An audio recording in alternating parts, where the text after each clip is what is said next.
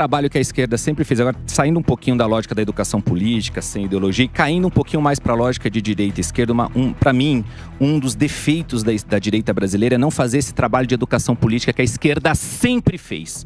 Desde o movimento estudantil até as organizações de comunidades, a esquerda está lá, fazendo esse trabalho de doutrinação ideológica, vamos assim dizer. Não estou entrando na questão das escolas só não, professor. Estou falando assim, União Brasileira de Estudantes, dominada pelo PCdoB, União Nacional de Estudantes, dominada pelo PCdoB. Eu sei, eu só estou tentando dizer, não disse que não é democrático, professor. Eu não disse que não é democrático, eu disse que a direita não faz. É um espaço que a esquerda domina, entende? E que a direita não faz. Na rede social. Posso ir além? É verdade. Posso ir além? Ainda bem, né? Vamos ser sinceros aqui? Vamos. Qual é a produção cultural da direita? Não tem! Não tem! A direita, infelizmente, no Brasil, não escreve livro, não faz peça de teatro, não faz filme, não vai pra universidade. Infelizmente, e dói dizer... Sim. Porque nós tentamos, o meu grupo tenta de qualquer... Cara, e como é difícil se arrumar um intelectual de direita. A gente tem uma revista, chama Revista Valete, chamar cara pra escrever, falar de Índia, falar de inteligência artificial, falar de futebol, falar de filme. Mas só na questão da faculdade, eu concordo em tudo que você falou. Da faculdade eu discordo, porque não deixam entrar. Não deixam. As faculdades, as faculdades são um escândalo. É o que eu falo. Você tem ali uma lavagem cerebral. Sim. Você não pode pensar diferente na faculdade, e aí eu digo por mim. Aí eu posso falar porque foi o que aconteceu comigo. Sempre fui conservador, sempre fui de direita, sempre fui polêmico, sempre não liguei pra opinião dos outros. E como eu sempre me garanti, os covardezinhos não vinham falar comigo. Porque sabem que eu escutar um xingamento rápido, poderiam vir 10, quantos fossem. Não ia ligar, eu ia falar um palavrão, não ia ligar pra eles. E faculdade acontece isso. O professor que tá lá pra te educar, ele tá lá pra te transformar num militante. Ele não tá lá pra você sair um grande profissional. Ele tá lá pra você sair com uma ideologia. Isso é um escândalo. Isso é um absurdo. Concordo com você, a direita tinha que investir mais em filmes, coisa que eu nunca pensei, tá? Teatro. Realmente, poderia pra chegar mais nas pessoas. Agora, a faculdade hoje no Brasil, a grande maioria, eles são um câncer. Câncer. Porque eles querem formar militantes. Hoje, inclusive, vai vir aqui um convidado da USP, que eu sei que vai tretar pra caramba comigo em cima disso que eu tô falando. E eu gosto, eu vou repetir do lado dele. Pra mim, professor não pode interferir em opinião política de aluno. Não pode. Ele tá lá pra formar profissionais e não pra ficar formando militantes, como acontece hoje no Brasil. Vamos lá, como eu sou um professor universitário, então o Thiago tocou num tema que é muito sensível à minha causa. Não há esse processo de ideologização das escolas. Tanto é que quando... Eu vi. Não. Você tá me chamando de mentiroso. Meu filho na Universidade Federal. Thiago, não, você... Eu fiz uma redação. Você tá citando a sua experiência. Uma visão mais... Claro. A sua. Eu vou falar da experiência de quem? Você tem que falar de 80% das escolas privadas no Brasil. Quantas pessoas já me procuraram? 80% das universidades são privadas. Nas privadas a gente tem menos esse processo. É uma cara que já vem do nível médio. Mas tem. Tem muito. Nas públicas é dominado. A minha era privada. Nas públicas é dominado. Vai na PUC aqui, ó. Exatamente. Vai lá na PUC. Entra com uma camiseta do Bolsonaro na PUC. Não, você nem entra, eu acho. Ou não sai. Ou não entra ou não sai. Vamos lá, o papel da universidade é trabalhar 3 dimensões: pesquisa, ensino e extensão. Ponto. Não é fazer partidarismo político, não é fazer campanha política. Esse é o papel da universidade. É formar... Isso acontece hoje? Deputada, eu já leciono... Eu acompanhei durante a campanha eleitoral, eram 3, algumas universidades, não vou falar o nome da universidade, eram 3 reuniões por dia dos estudantes fora Bolsonaro. Deputada, isso tem a ver com posição política. O universitário, quando vai para a universidade, ele tem acesso a um conjunto de conhecimento. Olha, vamos colocar números aqui. 3% dos brasileiros hoje estão na universidade. 3%. São 7 milhões de brasileiros aproximadamente. 8 milhões. Desse total, 15% da população brasileira tem curso superior no Brasil. Então nós somos um país que 85% dos brasileiros não conhecem universidade. Então qual é o grande desafio? Acho que qual é o grande debate que nós temos que fazer aqui? Não é discutir se tem ideologia na escola ou não. É como garantir que os 85% dos brasileiros acessem a universidade. Eu tenho uma proposta. Para garantir formação adequada, formação técnica. E veja... Mas aí e aí, Thiago... Não estou falando disso, professor. Vamos lá. Isso aí é uma pauta maior. Tá bom, mas essa é a pauta que interessa. Eu tô preocupado. Essa é a pauta que interessa. Eu tô preocupado em ter 85% na faculdade. Mas eu tô muito preocupado com os 15% que estão sendo manipulados na faculdade. Você tá mudando o assunto. Não. Estão. Eu tenho uma proposta aqui que é independente disso. Eu entendo o que o senhor disse e eu vou tirar da discussão o elemento doutrinação. Vamos supor que a gente não tem, ou se tem, ela é remediável. Vamos tirar esse elemento. Nós temos 2 problemas hoje na universidade brasileira. Número 1, essa história de que o brasileiro... Isso é mentira, tá? A universidade brasileira, ela é vergonhosa, ela não é, pelo amor de Deus, do seu trabalho. Eu não conheço o seu trabalho como professor, não tô te criticando. Meu pai foi professor universitário. A minha mãe meto também. malho. Minha mãe também. O fato é o seguinte, a gente pesquisa muito coisas que são inúteis, tanto que a gente não é referência a paper nenhum, a gente não sai na Science, a gente não sai na Nature, a gente não sai em lugar nenhum, então a gente gasta muito dinheiro com pesquisa de rolezinho neutro no banheiro do metrô, não sei o que lá. Esse é o primeiro ponto. E nós temos um segundo ponto, que é culpa diretamente do governo do PT. Das metas que o PT estabeleceu para a educação, só a Dilma cumpriu uma, que foi aumentar o orçamento para a educação. Nós gastamos aproximadamente 5,6% do PIB com a educação, um dos países que mais gasta em relação ao PIB com a educação. Qual que é o problema se a gente está gastando muito e os resultados são absurdamente baixos? Pouco, tá? A gente gasta no lugar errado, a gente gasta na universidade. Gasta no ensino superior. A gente gasta 4 vezes mais. Esse debate é errado. Não, a gente gasta 4 vezes mais no ensino superior do que no ensino básico. Enquanto tem aluno que entra de BMW na USP, e o moleque é playboy, ele não paga nem estacionamento e não paga mensalidade. Tem um propósito para isso. Tem moleque a renda da família dele, tributa o patrimônio da família dele. Tudo bem. A renda financiar 27,5% hoje. Tributa a renda e patrimônio. Vamos tirar o imposto do produto? Porque não adianta você falar em tributar renda sem tirar imposto do produto. E mais, não adianta você falar em tributar a renda da família rica se numericamente o que está acontecendo ali não se sustenta. Você tem que dar meios da universidade, assim como as melhores universidades do mundo. Se você pegar as melhores do mundo, as 50 melhores, as 50 tem pelo menos 70% do seu financiamento privado. Através do quê? Ex-aluno que compra sala, ex-aluno que pega nome de países deputado. ricos. Não só isso. De países iguais como o Brasil. Se você pegar, por exemplo, o aluno que é rico, ele tem que pagar mensalidade na USP. Ele tem que pagar estacionamento, cara. Mais do que isso, o McDonald's quer fazer uma pesquisa para batatinha ter menos óleo. 50% do curso estudantil hoje é de classes sociais mais desprestigiadas. Não tem problema. Por que então uma empresa... E ainda onde está esse público, professor?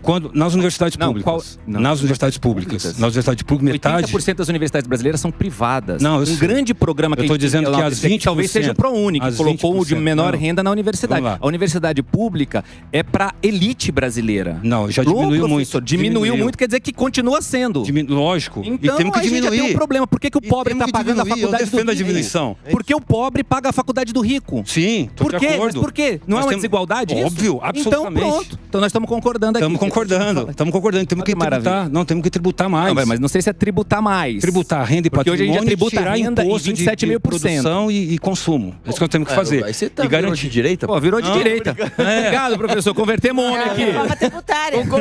Absolutamente. A discussão da reforma tributária. E a discussão da reforma tributária é uma discussão que o Thiago pode trazer uma outra hora aqui, com um debate bom também. Mas veja, eu acho, o Duval, que essa discussão do Brasil, assim, porque o problema é a universidade, ensino superior e não é ensino básico. Cara, não é esse o debate. Só colocar um número para vocês aqui. O Brasil hoje gasta, e a deputada deve acompanhar lá o orçamento do Congresso, esse ano, tá? Em 2023, 700 bilhões de reais só no pagamento de juros da dívida pública. Quem vocês acham que vão receber esse dinheiro? Professor, vamos lá. Não, veja. Professor, deixa. De quem é a culpa? Não. Do Lula que pagou a dívida externa com um banqueiro brasileiro. Não. Lógico que foi. O Duval, essa discussão é mais complexa do que parece. O que eu estou colocando em perspectiva aqui é o seguinte, é de prioridade. Né? O país está entrando num jogo mais financeiro e desviando recursos públicos do orçamento para pagar renda, para pagar renda para o cara que não produz. Ou para pagar voto de político também. Ok. E aí a gente está discutindo aqui se nós temos que ter ensino superior ou não. Cara, esse debate está errado. Professor, não. Esse debate é errado. Não. Cara, nós temos que atacar todas as frentes de educação. É radicalizar no ensino fundamental, é radicalizar no ensino médio, é radicalizar no ensino superior. Esse país precisa fazer uma revolução educacional. E essa é a crítica que eu fazia ao PT, inclusive. Que quando a Dilma... não está fazendo nada. Não, calma. Calma, porque começou. Nós temos 4 meses. Nós temos 5 meses. Tem 5 meses de governo. Não finalizou ainda. Não. Mas e os outros anos? Você esqueceu os outros? Não. Opa.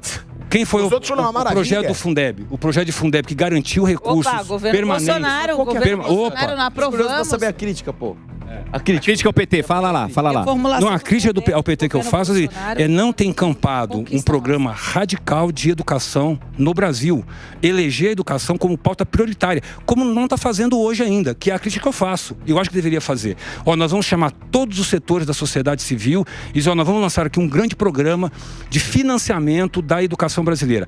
E aí eu vou falar o seguinte, eu já tive experiência lá fora e vejo assim, o que é uma educação de qualidade? Eu pergunto para os meus alunos, eu falo assim, vocês acham que a educação é importante? Ah, sim, professor, é importante, mas ninguém lê um livro. Por que ele não lê o livro? Porque o pai não lê, porque a mãe não lê, porque hoje nós estamos na rede social, o cara só quer ficar no TikTok. Então você tem um mecanismo hoje que desestimula as pessoas a estudarem, a fazer a paz pro silêncio, né? Que elas sentarem e olhar. E eu concordo com a sua discussão, Duvaldo, que a direita, né, não entra nessa questão da produção acadêmica efetivamente de cabeça. E eu acho que nem se trata disso, viu, Duvaldo? De verdade, é de esquerda e de direita. Eu acho que o conhecimento, ele não é ideológico nesse sentido, ele é científico.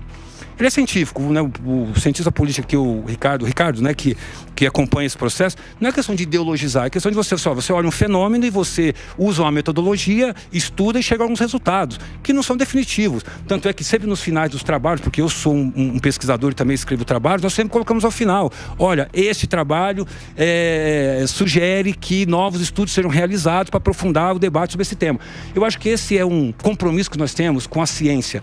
Então a gente tem que, quando a gente começa a falar assim de escola sem partido, que o professor ideologiza o aluno, eu acho que esse é um debate ruim. Por que eu digo que é ruim? Porque a gente diz o seguinte, agora esse bando de professor é um bando de comunista que não tem o que fazer. Não, mas isso é a narrativa. Não, mas essa é a mensagem que passa pro eleitorado, pro cidadão. Eu passo muitas vezes. Eles podem falar, esquece. Porque eu vou colocar meu filho na escola se ele vai virar um cara de esquerda. Olha, eu já tive um aluno que falou comigo assim, não, eu vou te dar um... Não, eu passo, vou te dar um depoimento. Falando. Não, okay. Tem um bando de professor que está fazendo um desserviço à sociedade. E meu pai foi professor de medicina, é o cara que eu mais admiro na minha vida. Não é por causa disso que eu vou ficar me escondendo e falando que não tem um bando de safado que usa o seu cargo para fazer as pessoas terem o mesmo pensamento que você. Eles não estão ali para isso. Você virou de esquerda? Não, porque eu tenho personalidade. O professor não te influencia. Outra coisa, eu tenho personalidade e eu sempre me garanti. Porque tem ameaça. Só que vai me ameaçar, meu amigo. Eu não vou nem falar o que acontece. Não tem que ter ameaça. Tem ameaça sim. Não tem que ter ameaça, mas tem. Teve uma aluna. Não, calma aí que agora eu quero falar. Teve uma aluna no Rio de Janeiro. Teve uma aluna no Rio de Janeiro que fez uma denúncia. Ela é da Unirio. Eu esqueci o nome dela. Eu entrevistei ela, inclusive. A menina foi ameaçada no grupo da faculdade. A menina foi ameaçada pessoalmente na faculdade porque ela defendia o Bolsonaro. E nenhum diretor da faculdade se posicionou. Nenhum professor da faculdade se posicionou. Então eles são safados sim. Eles não podem deixar haver ameaça a uma menina, porque ela tinha o quê? 19 anos, 20 anos. Isso é caso isolado. Não é caso isolado. Tem outro Isso caso. acontece no Brasil inteiro. Tem outro caso, uma amiga minha, 8 milhões de filho de militar, saiu da faculdade porque não aguentava, porque a pressão era muito grande. Filho de militar, sofria bullying, era de direita e teve que sair, desistiu da faculdade. Esse é o macro. Ainda a gente ainda tem um pente fino que é dentro dos estudantes, dentro das próprias organizações estudantis. No ensino médio isso começa. Tem muito professor covarde. Não tô nem falando do macro do professor. As organizações estudantis embaixo, desde a formaçãozinha do Grêmio, ali é toda de esquerda. Sim. Você não tem um movimento estabelecido de direita. Não, tem que ter, é a crítica. Exato. Porque tem medo. Não, porque são talvez reprimidos. tem medo. Porque esse garoto já vai pra faculdade uma linha achando que Che Guevara é um salvador, entendeu? Medo de agressão, medo de quê? Problema grave. Medo de quê? Deixa eu te falar uma coisa, isso é um fenômeno que não é nem brasileiro. Existe um pensador chamado Curtis Yarvin, que ele é, assim, muito polêmico, eu não concordo com, sei lá, 70% do que esse cara fala, mas ele tem uma tese que chama a tese da catedral, né? O que é a catedral? Você pegar na Idade Média, o que influenciava toda a sociedade? A catedral, né? Era o clero ali que influenciava qual vai ser o pensamento intelectual daquelas pessoas e que aquela sociedade ia seguir. A catedral hoje, né, ela é academia, universidade e mídia. Então, isso não é, eu não vou nem dizer assim se tem ou não professor safado, que eu acho que tem pra caramba. Eu acho que, inclusive, um dos principais cânceres... Tem tudo. Um dos principais cânceres que nós temos no Brasil são os sindicatos dos professores, inclusive, a meu ver. Agora, independente disso, há de se reconhecer que isso não é Brasil, tá? Isso é no mundo ocidental como um todo. A catedral, ela, via de regra, é dominada por um pensamento progressista. Ela é. A catedral que eu digo é o seguinte... A humanidade progressista. Não diria pra você, porque o Ocidente, o Oriente todo é completamente anti-progressismo. cultura. É outra cultura. Lealdade, disciplina. Então, exatamente. Aqui no Ocidente, e posso te dizer uma coisa que você vai gostar, sabe por onde que está vindo a decadência do Ocidente? Pelo livre mercado. Quando a gente fala de agenda woke e não sei o que lá, sabe de onde vem? Vem de grande empresário, Jorge Soros, não sei o que lá, através do livre mercado, financiando roupinha trans para criança e não sei o que. Então, até se a gente for entrar nesse debate filosófico aqui, aí eu vou me abraçar com você, a gente vai concordar em um monte de coisa. Então, vamos manter a linha aqui, ó. Eu acho o seguinte, há de se concordar, há de se convir que a academia é dominada pela esquerda. Qual é a solução? Eu não acho que a solução seja uma política de choque. É escola sem partido e agora vamos todo mundo apontar o dedo para professor? Eu não acho, apesar de que eu acho que em certa medida isso resolve. Eu acho que é, de fato, a direita tomar para si a responsabilidade de produção cultural. Enquanto a gente não fizer filme, enquanto a gente não escrever livro, enquanto a gente não fizer música, enquanto a gente não fizer isso, acabou, irmão. E hoje com a rede social nós conseguimos.